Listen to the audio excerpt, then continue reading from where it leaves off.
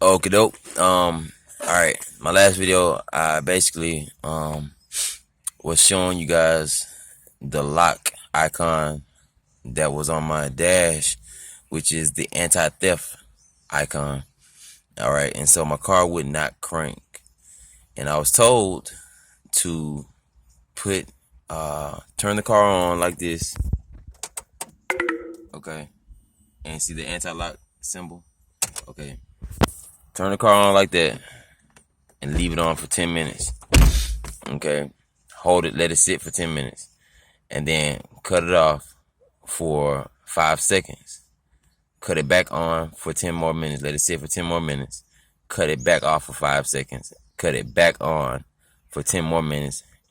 And then after that, it should crank. All right, because basically they said that will be, in so many words, getting your key, your new key, or the foreign key to the car, getting it to where it'll work for the car from here on out. Okay, so I did that.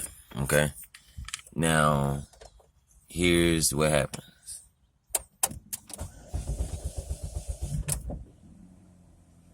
It crunk up.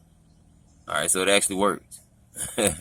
So now this key, which was a spare key that I never used, now it works for the car. Now it's, programmed to the car.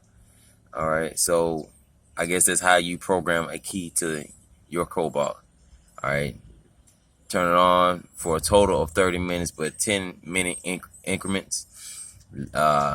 Give it a rest for 5 seconds in between each time, and now the key, it doesn't, the car doesn't do it anymore. So now I guess the key is programmed to the car. So that's how you get your key programmed to your car. Bye, guys.